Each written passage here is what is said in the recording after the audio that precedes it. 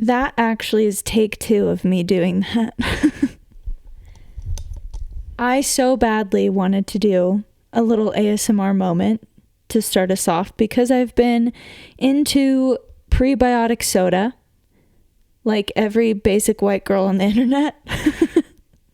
But it actually is the first. I tried Poppy so long ago and did not like it, but this strawberry lemon flavor is hitting a little different for me, and it's been helping my gut, maybe. I don't know. Either way, I love having it at the end of the day as a little treat for myself. But this is my second can that I have opened, not that I have drank, because I wanted the ASMR moment. And Noah forgot to hit record the first time. So, anyway, welcome to the second episode of the Genuinely Care About You podcast. My name is Christina Wilcox. I am your host, where we talk about mostly all things mental health. We also will touch on personality tests, faith, religious trauma, really light, fun things like that, as well as just things that I'm really into. And sometimes there will be guests that will talk with me about certain topics. But then the rest of the time, it's just going to kind of look like this. And I really like that. And I'm happy you're here. So, also, if you hear just like general shaking or clawing, I don't know what to call it, but like a rustling. If you hear a general rustling in the background, it is because I'm filming this and recording this at nighttime, which is not usually when I would like to do it, but it just like, this is the time frame that works this week because we just got back from Europe, which I'm going to talk about. But Moose is in his crate right now because he is still a puppy and unfortunately cannot sit still or lay down when we want him to. It's still a journey, you know? So just a disclaimer about that. But I want to hop right in. A quick little catch up before I talk about our Europe trip. I want it to be a 2-part episode, I guess, or a 2-parter, because in this episode, I'm going to talk about the fun parts of our Europe trip and like the places that we went to, some core memories that were made, some funny things, because it was just such an amazing trip and I really want to highlight that. And then the part 2 will be about my experience with OCD and how debilitating and awful it got while we were on this trip. Specifically during the first leg of this trip, I was not expecting how bad it got and was going to get. So yeah, I want to talk about both of those things, but today's episode, we're going to have some fun because I am jet lagged. I'm feeling a little wacky, we might say. So yeah, we're going to talk about some fun things. So jet lag, as far as the little catch up, is like what I thought it was going to be, but it also it really is it is like everything moves in slow motion. It's not the most fatigued I've ever felt, but it's definitely up there. Like it is a experience, and I felt like we did a pretty good job at home and on the trip of trying to beat it. But today, we got back Monday and today's Wednesday, and today was the day for me where I just felt so spacey and I wanted to be asleep all day, and I'm just moving at a glacier pace, but we're here and we have our prebiotic soda, so we're fine. Everyone, wherever you are, take a quick little swig of whatever drink you have. That's all.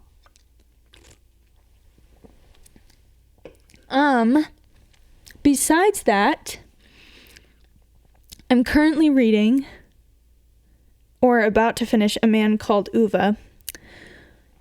And it is so offensive to me that they casted Tom Hanks in the lead characters, like as the lead character of this, because it's gonna be so heart-wrenching. Tom Hanks is truly one of my favorite human beings or celebrities ever. I'm obsessed with him. I always have been since I was a young kid. And him playing Ove or Otto in like the film adaptation, again, is just such an offensive choice. And it's so good that it's offensive. You know what I mean? Like, it's like, I was already gonna sob during this movie, but then you have to cast Tom Hanks. It's a good crime. It's a good crime. So maybe next time in episode 3, part 2, I will have finished the book and seen the movie, and I can update you on if I sobbed, which I know that I will have sobbed both in the movie and both finishing this book. I've already sobbed or cried reading the book, and I've heard the last few chapters are just so much. So that is a little reading update. I am over winter. I'm just over it this year. I'm not a unique, quirky girl who loves the winter and comes alive in the winter. As much as I love hygge and I love practicing hygge, I'm like a summer hygge gal. I love the sun. I love fruit. I love smoothies. But I also hate being hot. It's all very complex, but as of right now, I'm really over the winter and want it to be over. Or at least I want all of the ice and slush outside to go away. It is so much. Okay. We're hopping into the fun core memories of our European adventure. So Noah and I booked this trip for our 5-year anniversary. We found it on like Scott's cheap flights. And once you're in Europe, as you know, like everything is super cheap. And the initial flight we flew into London, that was like it just was a crazy deal. It was kind of spontaneous when we booked it. And yeah, we both had never been overseas or in Europe, so it was our first time doing that. And the 2 countries we went to, Lisbon, Portugal, and Paris, France, which is crazy. Lisbon was I've always wanted to go to Portugal, like the Lagos, the Lagos Porto area. But we decided to go to Lisbon because we were really only going to spend 2 days there, because the majority of our trip was going to be in Paris. Because both Noah and I have dreamt of going to Paris separately since we were kids, and then together as a couple since we've known each other. So it was a little bucket list, truly dream come true moment for us in our relationship. It was very sweet. Our actual wedding anniversary is in May. So it definitely is an early gift to us. But again, it was so worth it. So worth it for the price, for the memes, all of it. So Lisbon, some core memories that were made in Lisbon. 1, I don't think I will ever have better orange juice, which is such a random core memory to make. But when you walk around Lisbon, I don't know if the rest of Portugal is like this, but when you walk around Lisbon, there's just like lemon trees and orange trees everywhere. And every restaurant you go to, every cafe, like if they have orange juice on the menu, all of it is like completely fresh. I'm assuming from the literal trees that are growing everywhere. And it just it cannot be beat. It was, I think, European orange juice. Not to be that person, but I do think the orange juice in Europe was better than the kind we have in America. But Lisbon, if there is an orange juice competition with my knowledge of 3 countries, Lisbon, Portugal is winning. I think another part of Lisbon that we experienced in Paris, but I don't know, I feel like it was felt on a different level in Lisbon for both of us, is just how ancient everything is. Like in Paris, there are cobblestone streets, but in Lisbon, it's like these are cobblestone streets from like 1112.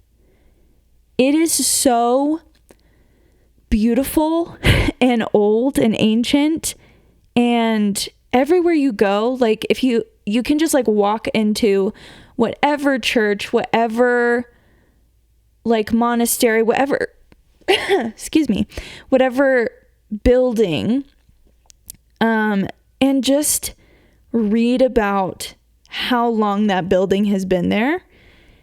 And you know, in America, we have things that are old, but nothing like, I mean, you know what I'm trying to say. It's just like, that was our first experience and my first experience really realizing how ancient things are and were. We were in this castle while we were there, and it was like, they had barely done any repairs on this castle. Like, this was a castle that had been there for hundreds and hundreds of years. And I was just like, how did they know?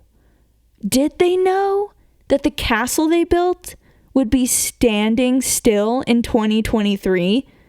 Like, that's crazy to me. The longevity of the buildings that were created and made. I don't know. It just was it was a really interesting sensation to experience, of realizing how, like, being connected to things that hold that much history. It was just really cool. And I think as well, just as like a little note, if you are interested, guys, I'm so tired. I'm so proud of myself for filming and recording this episode, because truly I'm so tired, but we're doing it. So bear with me if I'm like stumbling over my words. But if you are looking to travel to Europe and you're not sure where you want to go, I would highly recommend Portugal, especially if you are an English-speaking person, which I'm assuming you are. It is very English friendly. We had like looked up phrases in Portuguese to say, which I still think it's good to have a few phrases, especially like thank you or hello. But almost every single person when you walk in a restaurant or a place just speaks in English, which was really interesting because they're not a country that like dubs over TV or movies or music. It's all like, if someone in Portugal is watching Netflix and it's a show that only has English in it, they read subtitles as opposed to like a dub. They don't offer dubs. So like most people speak English. Obviously there's more to them speaking English than just like them reading subtitles, but it's like, it's just very English friendly if you are worried about that. And it's also the 6th most peaceful country. And you really feel that when you're walking around, even though I think anytime you travel, anywhere that you go, no matter how safe you feel, there's also just like moments of like being worried.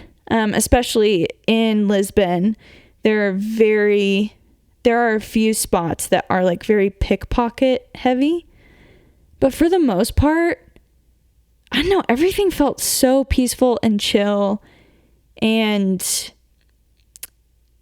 people were just so caring. Like, even just witnessing how other people were interacting with each other. I don't know.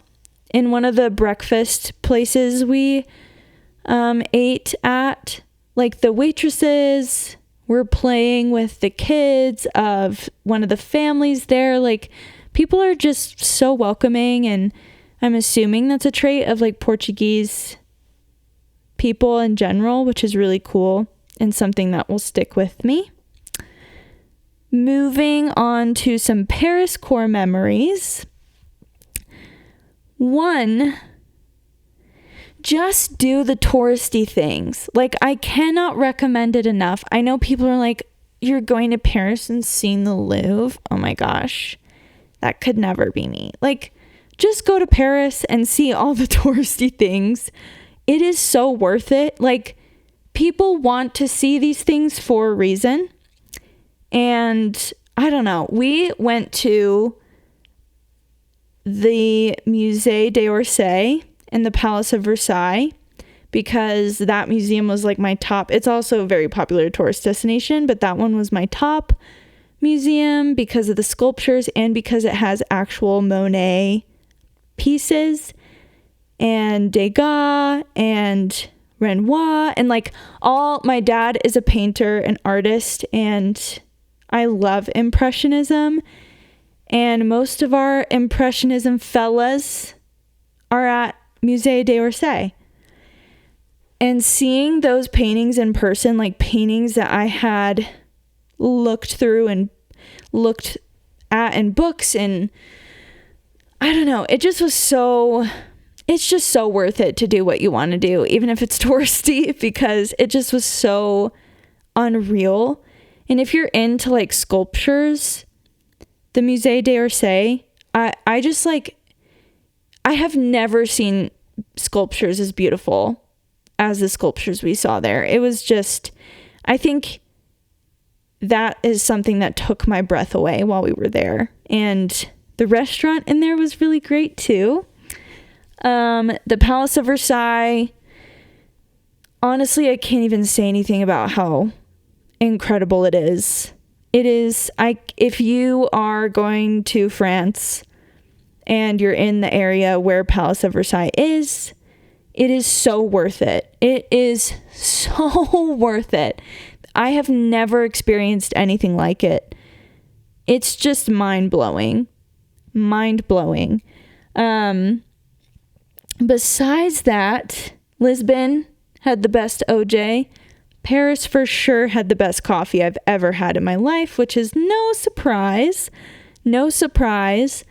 And I don't know, it was so amazing just to like wander through the streets of Paris, because it really is magical. It's hyped up for a reason. When you're walking down the street and you see these buildings and then you run, like we just like ran into a market and had hot chocolate and crepes, and it was like, it's just magical. And people just live like that there. Excuse me. But it just was amazing. Amazing. And it also is crazy that the rumor that you can have gluten and dairy and it doesn't bother you, that was true for me, which if you've been following me for a while, you know that I have so many digestive issues. Literally tomorrow, I'm going to the GI specialist, and gluten and dairy in the US not only causes me like sickness, severe extreme bloating, and joint pain. I had all the gluten and dairy in the world in France, literally no symptoms. It was the first time I've experienced what a normal bloat feels like versus the kind that I typically have. Oh, it was I don't know. I have so many thoughts about that. It's like started this whole like mental evaluation and journey in my mind. So that was really cool, being able to eat pasta just symptom free was a core memory in itself. But when we were eating crepes and eating hot chocolate when we stumbled on that market, I wanted to share like one or two funny travel stories, because I got super flustered multiple times trying to I was so worried about the French hating me, truly so worried. Which, a quick note, yes, Parisians are a little sassy, but they're only going to be rude to you if you walk into in their establishment, in their French-speaking country, and just speak English. Literally, just saying bonjour and merci and putting in that minimum amount of effort will change your whole trip. So don't let anyone tell you that Parisians and French people are rude, because they probably walked around speaking English instead of putting in an effort to speak French. So that was a quick side note. But I was really worried about even speaking French and being made fun of, or I don't know. I didn't want the French to hate me. And anyway, when we were having hot chocolate and crepes, there was this couple I was standing next to, and the guy switched his, they both got hot chocolate, but I think he got an alcoholic hot chocolate drink, I don't know. And he switched him and his girlfriend's drink, and she tried it and wasn't expecting the alcohol, so she was just like, oh, what is this? She didn't say that, obviously, but she made a face, and they're both laughing, and I was just kind of standing there, and I started giggling along. And this man had a full conversation with me in French, and I just stood there and was like, oui. And then he walked away, and I felt really good about that. But another faux pas I made, actually, was when we were in the airport, the Lisbon airport, traveling to Paris. We're boarding the plane, and people are speaking English, Portuguese, and French all at the same time. And my brain felt like it was malfunctioning. And we were going up, and they ended up having to check a bunch of people's bags, mine included. And in my brain, I was like, okay, I think this stewardess is from Lisbon, so I need to say obrigado, which means thank you, or obrigado. And there's also, again, one of the stewardesses is it a stewardess? I think it is, but she was speaking in French. I don't know. So they were putting my bag away, and it was getting to the point in the interaction where I needed to say thank you, and instead I just was like, bonjour. And that perfectly sums up how flustered I got and do get in those situations. But I survived, and you will survive too if you're very similar to me. It's okay to be embarrassed. It's bound to happen.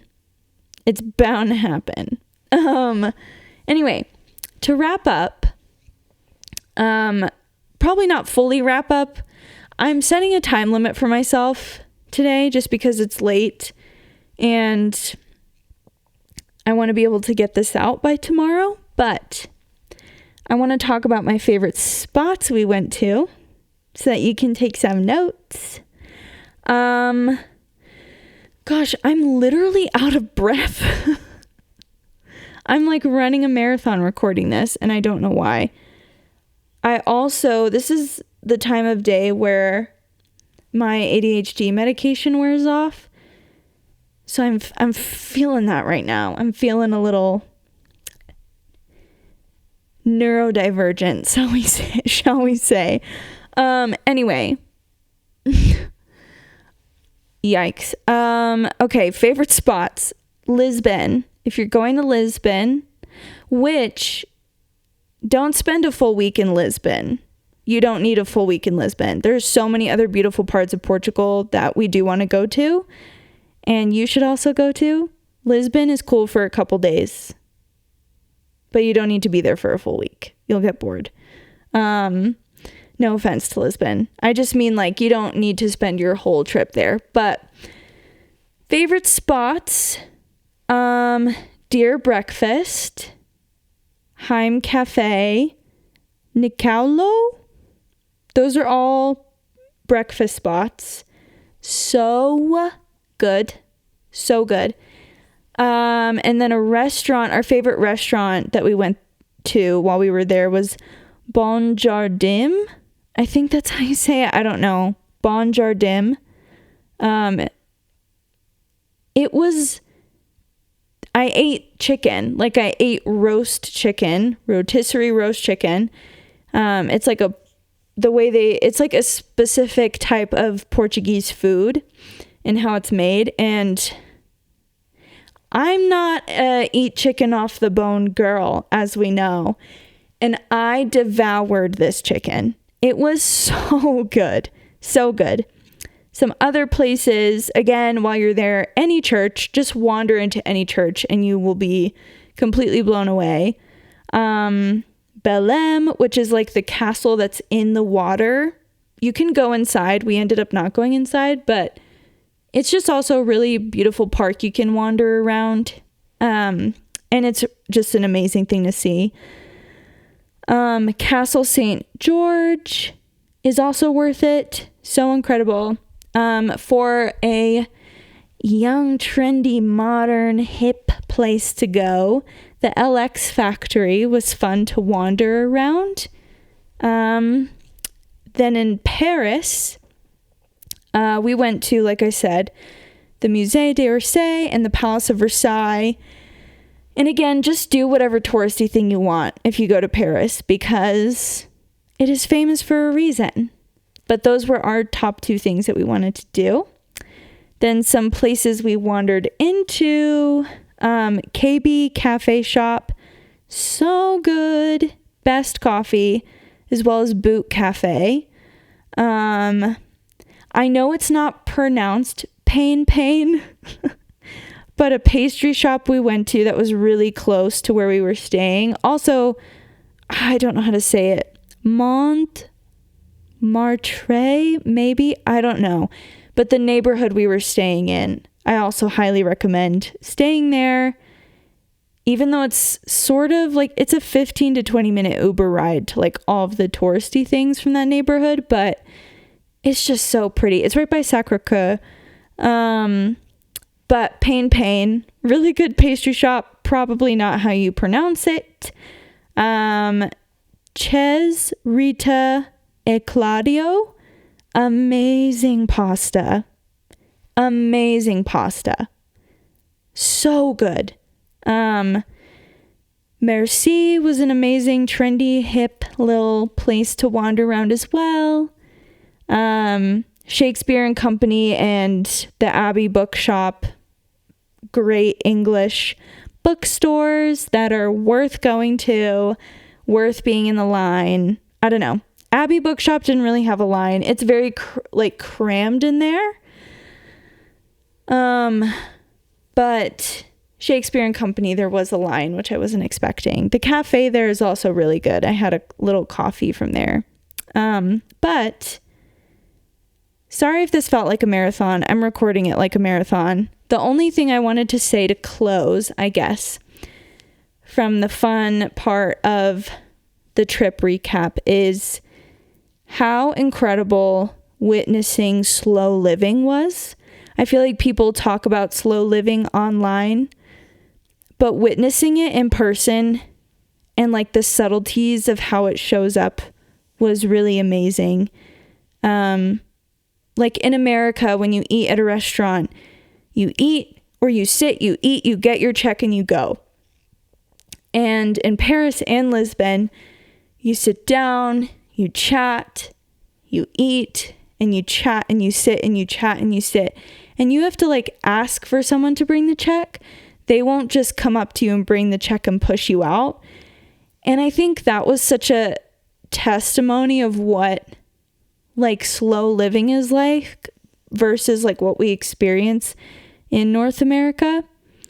And I want to talk more about that maybe in a future episode as I unpack what that made me feel and think about, because I don't know, it's really been sticking with me as the overall memory of the trip, besides just being in two amazing places with my best friend and partner and spouse.